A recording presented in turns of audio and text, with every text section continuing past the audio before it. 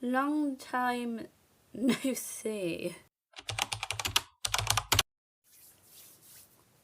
If you are a returning subscriber, welcome back to my channel, and if you're not, hi, I'm Kit. Before the video actually begins, I just want to quickly explain why I've been absent for what feels like forever. There was basically a bunch of reasons, but to keep things short and sweet, I was ill and there was a lot of stuff happening in my personal life. So, as you can tell by the title, it's going to be like autumn-esque reads, or just books that give me autumn vibes.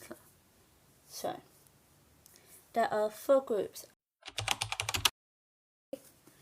So the first book is The Curious Incident of the Dog in the Nighttime by Mark Haddon.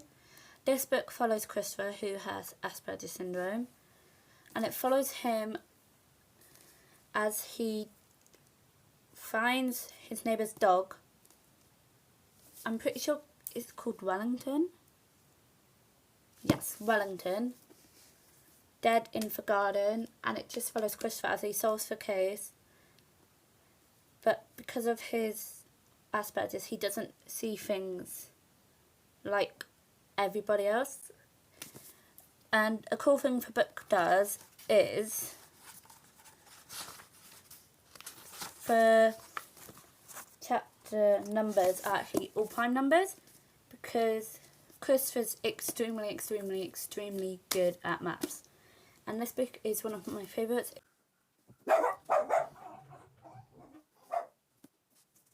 The next book is A Good Girl's Guide to Murder by Holly Jackson. This book follows Pippa Fitz and Moby, I think that's how you pronounce it, as she has to pick a topic for her final year project.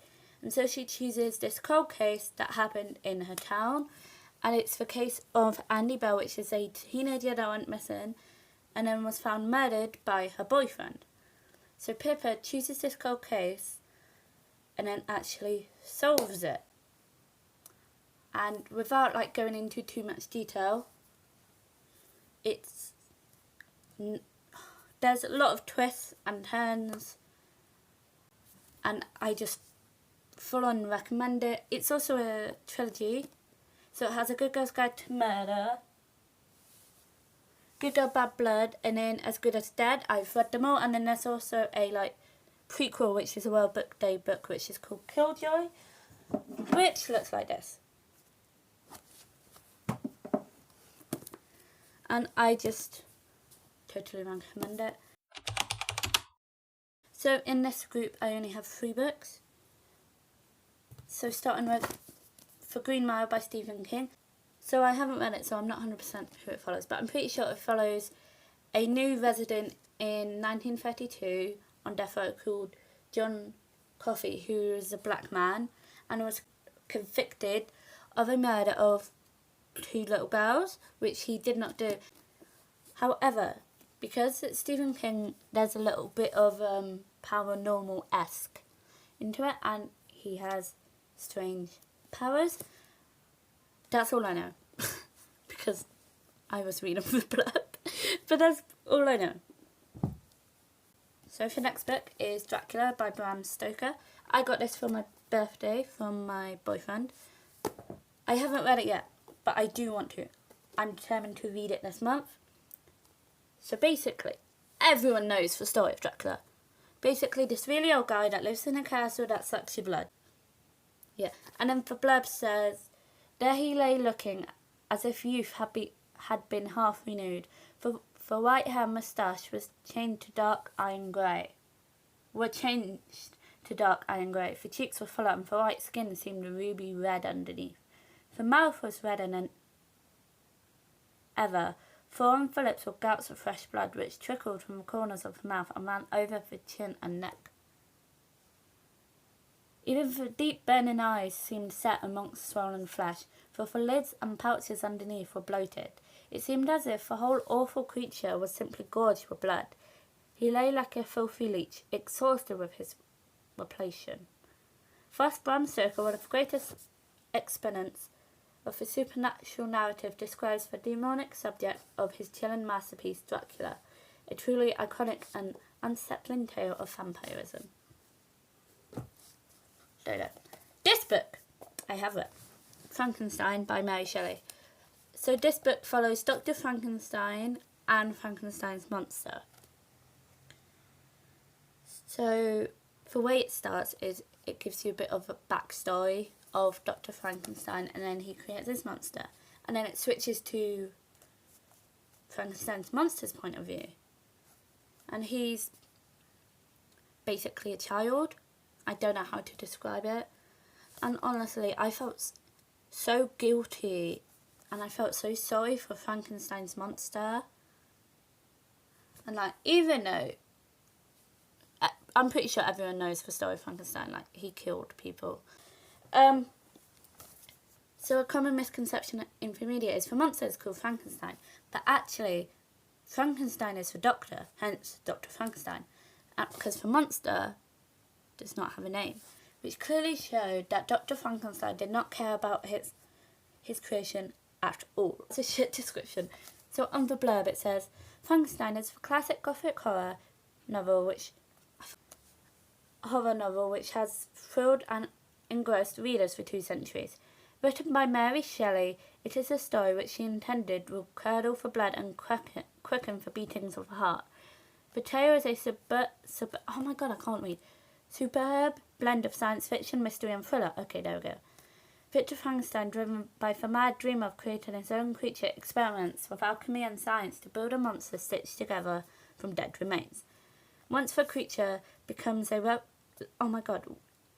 living, breathing, articulate entity, it turns on its maker and the novel darkens into tragedy. The reader is very quickly swept along by force of the elegant prose, the grotesque, surreal imagery and the multi-layered themes in the novel. Although first published in 1818, Shelley's masterpiece still remains a strong grip on the imagination and has been for inspiration for numerous horror movies, television and stage adaptations. One thing I do want to say about this book is I absolutely love the writing in it, and I just think the writing is so beautiful. Starting with 3 hours, basically there was a blizzard and this school has been put on lockdown with like the students, the teachers, pretty much everyone inside. The parents are unable to contact their children and they are awaiting news. Police have surrounded the school and the headmaster is dead in the library. And basically, this book takes place during 3 hours. That's the summary of the blurb. I know nothing else about it. Oh, it's also by Rosamund Lupton. If I Can't Have You by Charlotte Levin. I'm guessing it's about a woman who is in love with someone called Sam. They broke up, or maybe they weren't even together. Yeah, I'm guessing they were together, and then they broke up. But she can't move on and basically turned into a psycho. And has the mindset, if I can't have you, no one can. The last book, which is actually my current read, How to Kill Your Family by Bella Mackie. This follows Grace Bernard, who after the death of her mother and finding out that her father wanted nothing to do with her, she decided to do the most, I've forgotten the word, but like the most sensible thing to her. Kill everyone in her family, on her dad's side. So she started with her grandparents, and in the book now she's killed her cousin. This is the last category, which is fantasy. And in this category there is 1, 2, 3, 4, 5, 6 books. I'm going to put these down. Okay. And obviously we've got to start with Harry Potter. This is specifically Harry Potter and the Philosopher's Stone. So this follows Harry Potter as he discovers that he's not a muggle, which means non-magical person. So basically this book, or this series, follows Harry Potter when he discovers that he's not an ordinary boy and is actually a wizard. And he goes to Hogwarts, which is the school of witchcraft and wizardry. It follows him as throughout his years at Hogwarts and like for adventures he gets in, and tries not to die by Voldemort. Lost in Forever by Aidan Thomas. So this is a modernised Peter Pan retelling which follows Wendy Darling after... Ow. That didn't hurt. After her brothers no, she's not called Wendy. She's called Wendy, her brothers aren't. After her brothers, John and Michael have gone missing. And all she can remember is a boy called Peter. Then as children continue to go missing, Wendy must remember what happened all those years ago when her brothers went missing to find out what's happening to these children. And honestly, if you want to know like my full thoughts in detail, watch I think it's my 24-hour reading vlog where I read this book. And I cried like a bitch. But like I full on recommended. Before I went into it, I had heard mixed reviews. Like some people liked it, some people didn't. But I have a huge love for Peter Pan. Not necessarily for Disney one. My favourite would have to be for 2003 live action, where Peter Pan is played by Jeremy Scrumpter, however you say it. But yeah. And honestly, I love Wendy and Peter Pan in this book, and they are so good. Yeah. It's for Sight by David Clement Davies. So this follows, I mean, look how old it is. Look how yellow the pages are. Hold on, I want to see which. Oh, they're like the same colour. I might have gotten them at the same time. So this follows Larka, which is a wolf. So this book has no human characters in it, or no, there are humans in it, but they aren't important, you know, whatever, they're just there. Basically, this follows Larka, who has a power called Foresight, and it follows her and her family, well, mainly her, as she, like, so she's only a puppy in this book, and it's a series, which I didn't know, but I don't really want to continue the series, because I would have to reread this. I kind of don't want to. I just love this book. Anyway, this book follows Larka as she discovers she has the power called Foresight, and then using that power she has to save not only her family, but basically for whole... I'm not sure if it's the whole world, but if she doesn't, bad shit will happen. And this book also made me cry. It was the first book ever to make me cry. Next recommendation, Inkheart by Cornelia Funk. So, no, I'm just gonna... So, Inkheart follows Maggie and her dad. It follows Maggie and her father, Mo. And Mo has a power of, if he reads a book out loud, something from that book will come into our world, and something from our world will go into theirs. But after Mo read Maggie a story when she was younger, her mother went into the world of Inkheart. And Capricorn came out. And it basically follows Maggie and Mo years later when Maggie's, I think, 12 or something. But basically when she's a lot older and she finds out about her dad's ability. She also has the same ability. And it just follows them as they go to her aunt Eleanor's house.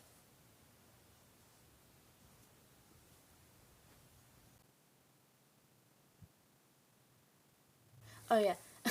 It follows them as they meet a bunch of characters from Inkheart that have been brought into our world, and well, it follows them as they fix their mistakes.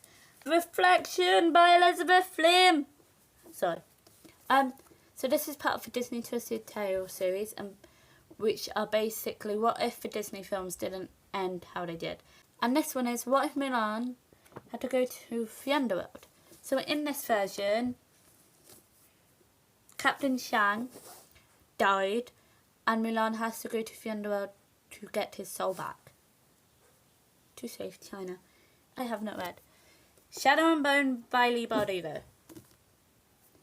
And this book follows Alina as who's a soldier. And while she is crossing what is called the Shadowfold on a boat, her or whatever gets attacked, and then she lets out a thing of big lights, and then she discovers that she's a sun summoner. But yeah, so this book has romance, fighting. It has a love triangle. I hope you guys enjoyed this video. I will try to upload more. I will try to upload more often, but I cannot promise. But again, I hope you guys enjoyed this video, and I will see you in my next one. Also, did you guys enjoy the new video? And I realised that my other one didn't really fit for channel's aesthetic, so I made a new one. And then they updated my outro.